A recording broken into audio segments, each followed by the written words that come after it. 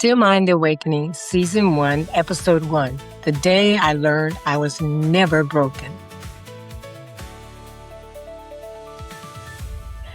Hi, friend. Welcome. Come on in. I'm really glad you're here. I've already put the kettle on, so pull up a chair. There's a place for you at this table, whether you're listening from your own kitchen, your car, your office, taking a quiet walk, or maybe you're winding down from a long day.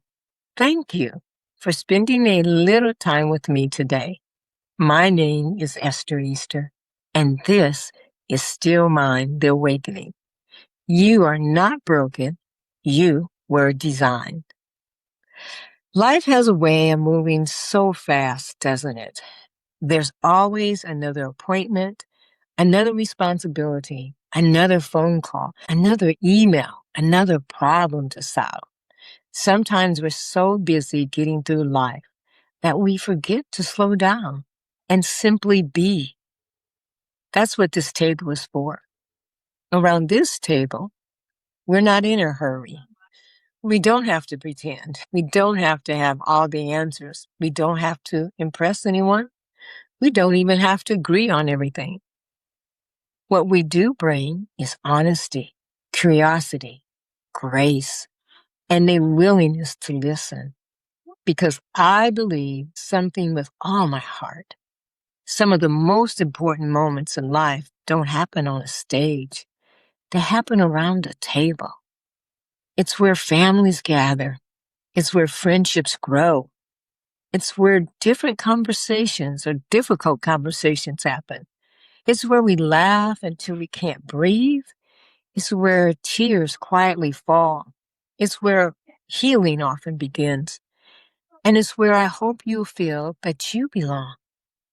You know, before I ever imagined starting a podcast, I imagined conversations like this, real conversations, the kind where you don't have to wear a mask, the kind where you don't have to explain why you're tired or why you've always felt a little different, or why sometimes you've wondered if anyone really sees you.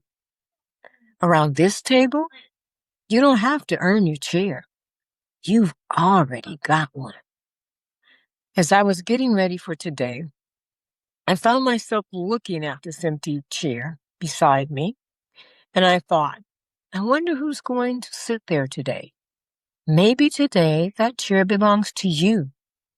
If it does, welcome. You've been expected. Before we begin, I'd love for us to do something. Take a slow, deep breath. Now let it go. Sometimes that's all we need, just a moment to arrive. Now, what's on your heart today? Maybe you're carrying questions. Maybe you're carrying grief. Maybe you're celebrating something wonderful. Maybe you've spent years trying to become the person everyone else expected, and somewhere along the way, you lost sight of yourself. Or maybe you're simply curious. Whatever brought you here, I'm grateful it did, because I don't believe you're here by accident. Can I ask you a question?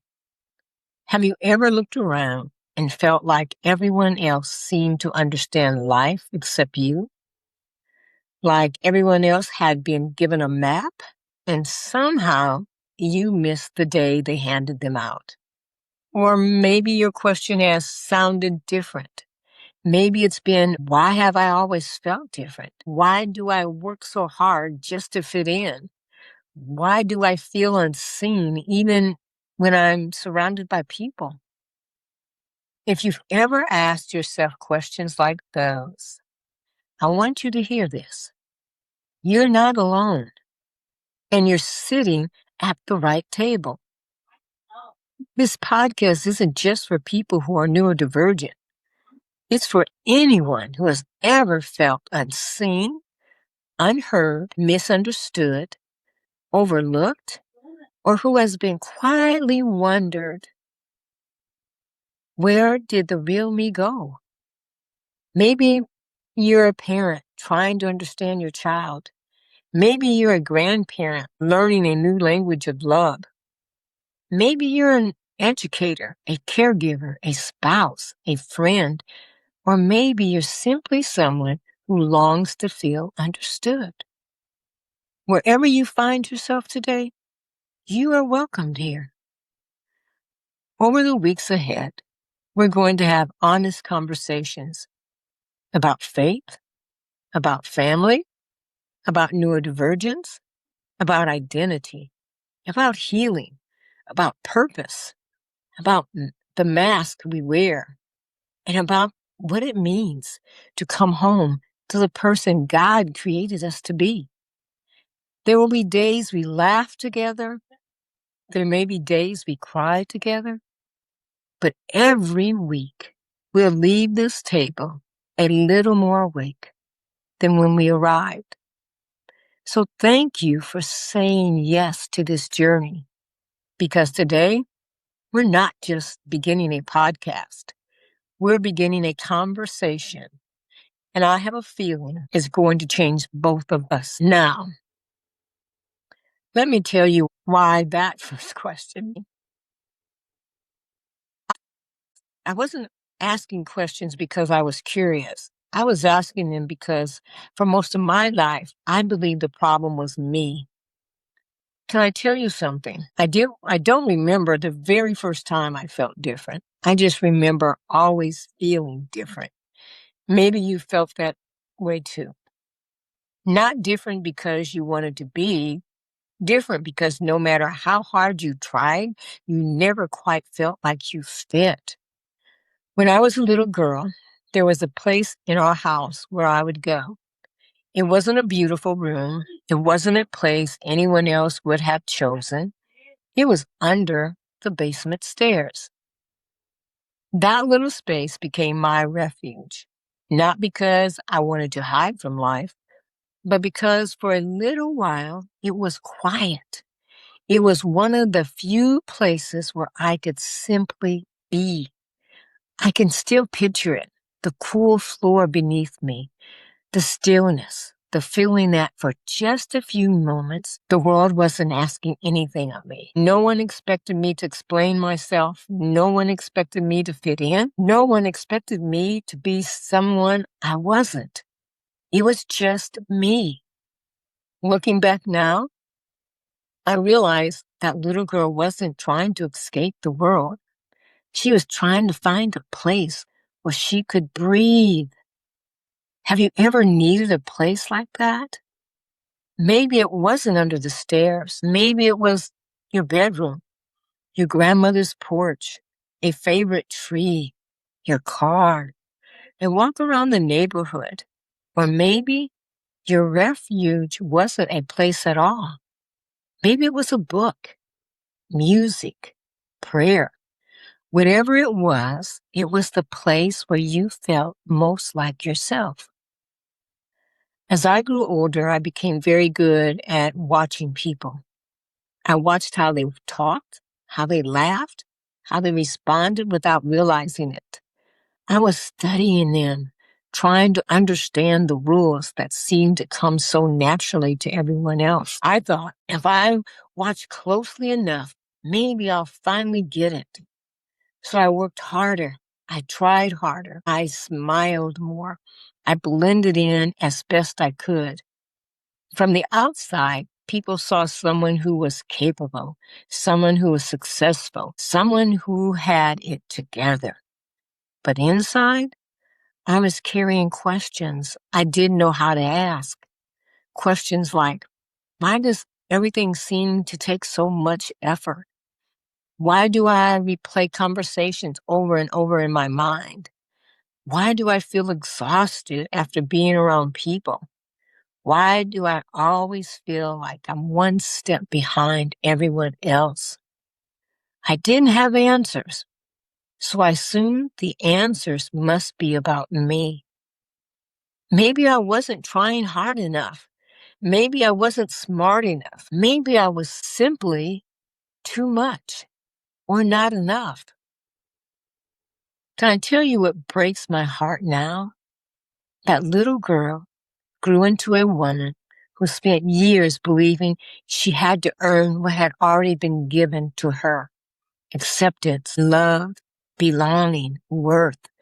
Maybe you've carried that burden too. Maybe you've spent years trying to become the version of yourself you thought everyone else would accept. If that's you, I want to stop for just a moment. I'm looking you in the eye and tell you something I wish someone had told that little girl under the stairs. Around this table, you don't have to prove your worth. You're welcome just as you are. I don't know it. I didn't know it then, but God wasn't asking me to become someone else. He was patiently waiting for me to discover who He had created me to be, and that discovery would change everything. But before it changed everything, life happened. There were joys, there were disappointments, there were successes, there were seasons of heartbreak. There were moments when I questioned myself, moments when I wondered if I would ever understand why I experienced the world the way I did. Maybe you've asked questions like that too. Maybe you're asking them today. If you are, I want you to stay with me. I want you to stay with me, because what happened next is the reason this podcast exists. It's the reason I wrote Still Mine, and it's the moment I stopped asking what's wrong with me and started asking, what if I was never broken?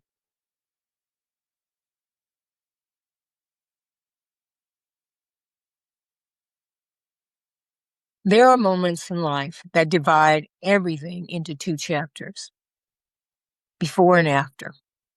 What I'm about to share with you became one of those moments for me.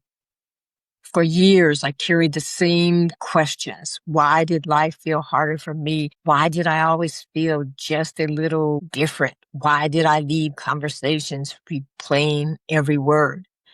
Why was I so exhausted after simply being around people? Why did I work so hard just to feel like I belonged? I didn't know it then, but I had spent a lifetime asking the wrong question.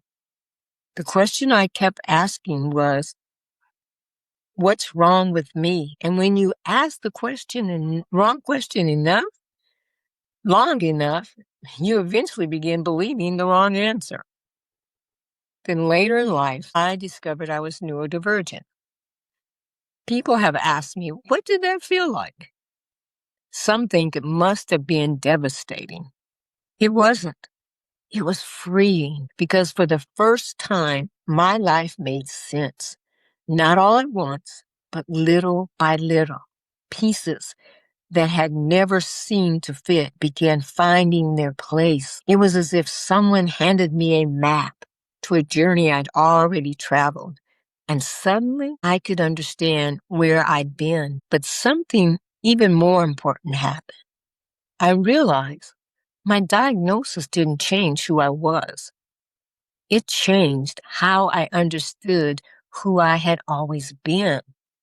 That may sound like a small difference. It isn't. One changes your identity, the other restores it. Can I ask you something? Have you ever discovered something that made your whole life make sense? Maybe it wasn't a diagnosis. Maybe it was the end of a relationship. Maybe it was becoming a parent. Maybe it was losing someone you loved. Maybe it was a conversation or a book or a prayer. Whatever it was, you suddenly looked back and saw your life differently. Those moments are awakening, and I believe every one of us has them. As I began learning more about neurodivergence, I also began learning something about God. Not because God had changed, but because my understanding of Him had. For years, I quietly wondered why He made me this way. Then one day, I realized He didn't make a mistake. He made me. The mistake was believing I had to become someone else before I could be worthy of his love. Psalms 139 tells us, I praise you because I am fearfully and wonderfully made. I've read that verse many times, but one day I heard it differently. It doesn't say after you've figured everything out. It doesn't say once you become like everyone else. It simply says you are fearfully and wonderfully made. Not because of what you accomplish, not because you fit in, not because you never struggle, because you are his creation. That truth changed something deep inside me. I stopped trying to become someone I thought God would love more. And I started learning to love the person he had already created. Maybe that's the awakening you've been waiting for too. You know, I've come to believe that awakening isn't about becoming someone new. It's about remembering who you've been all along. It's peeling away the label, the expectation, the fear, the pretending, until all that's left is the person God lovingly designed. And that's a journey. I'm still on it. I don't have all the answers. There's still days when I question myself, still days when I get tired, still days when I wish life felt easier. But now, those days no longer define me because I know something I didn't know before. I was never broken. Maybe today, that's the only thing you need to hear. Not that life will suddenly become easy, not that every question will be answered, but simple this: you are not broken, you were designed. And yet, there was still one question I hadn't answered.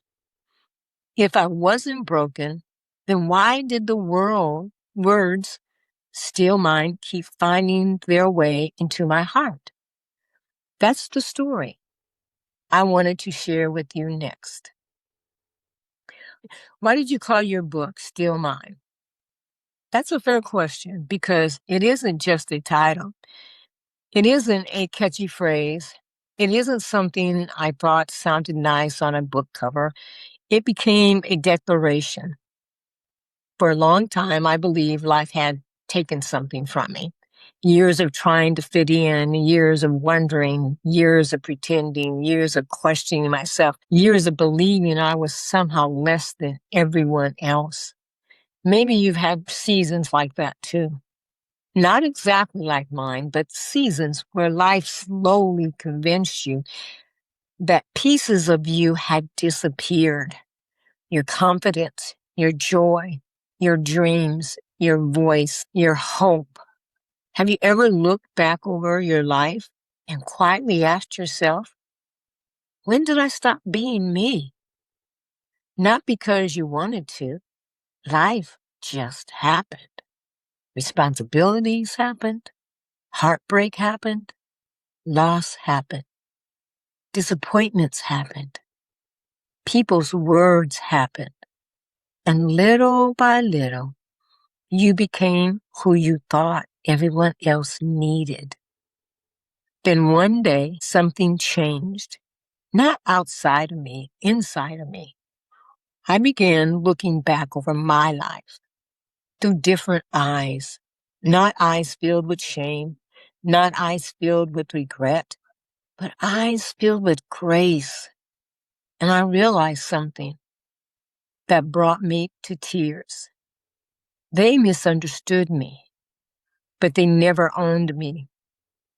They overlooked me, but they never defined me. They questioned me, but they never created me. Only God could do that. And that's when the words came. Not because I was trying to write a book, not because I was trying to start a movement, but because my heart finally found the words it had been searching for.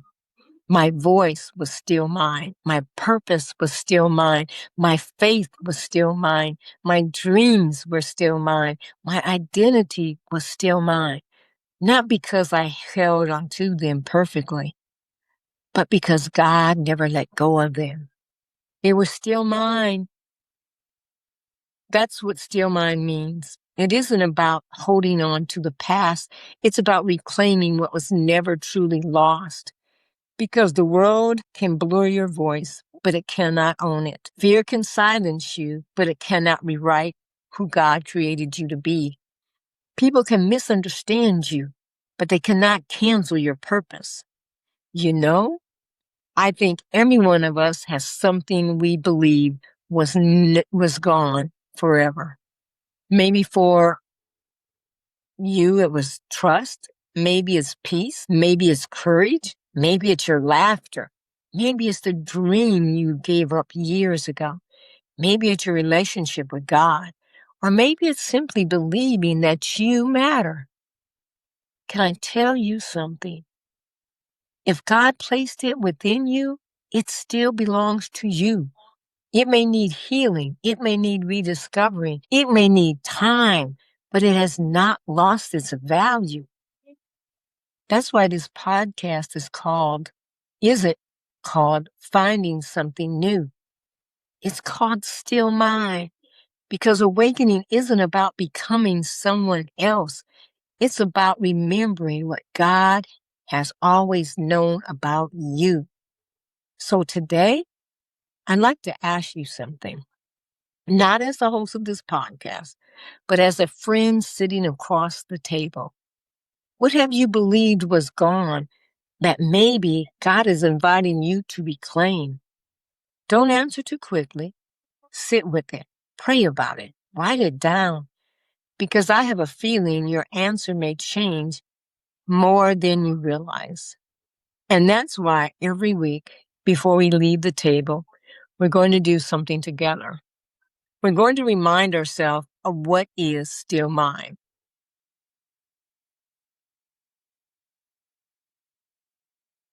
Today, our time together is almost over. And I have to tell you, I'm really glad you came. And thank you for trusting me with part of your day. Thank you for pulling up a chair. And thank you for allowing me to share part of my story. But more than anything, thank you for bringing yours. Even if you never said a word, you know, when people leave my home, I never want them to leave empty-handed. Sometimes it's leftovers. Sometimes it's a hug. Sometimes it's simply knowing they're always welcome back. So before you leave the table today, I'd love for us to do something together. Something we're going to do every single week. I call it the Still Mind moment. Take a slow breath. Now, if you're somewhere you can safely do it, close your eyes just for a moment. Take another deep breath and let these words settle into your heart. Today, finish this sentence. Today, I discovered that blank is still mine. Maybe today you discovered your voice is still yours. Maybe your courage. Maybe your joy. Maybe your faith. Maybe your peace. Maybe your hope. Maybe your purpose. Or maybe, for the very first time, you discovered that you are still wonderfully you. Whatever filled that blank, don't rush past it. Write it down. Keep it in your journal. Share it in the comments if you like, or whisper it to God. Because every awakening begins with one honest sentence. Can I ask one favor? If today's conversation reminded you of someone, a friend, a family member, a coworker, someone who's quietly caring more than anyone knows, would you invite them to pull up a chair next week? Not because I want more listeners, but because I know what it feels like to think you're sitting alone, and maybe one invitation, one conversation, one Tuesday could change someone's life. As we close today, I want to leave you with something. I wish someone had told that little girl sitting under the stairs. Maybe is something you've needed to hear too. Around this table, you don't have to prove your worth. You're welcome, just as you are. You don't have to have all the answers. You don't have to hide your questions. You don't have to pretend you're okay when you're not. You don't have to carry everything alone. There will always be a chair waiting for you here. So, until next Tuesday, be gentle with yourself.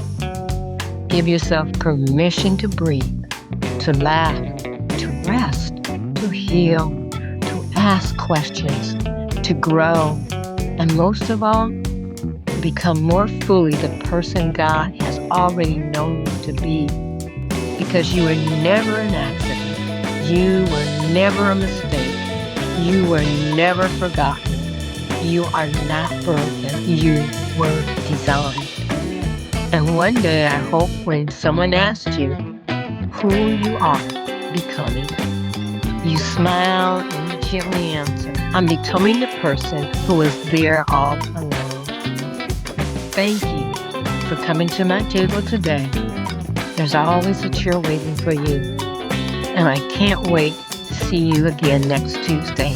Until then, keep awakening, keep growing, keep trusting, keep becoming, and never forget what God has placed within you is still mine.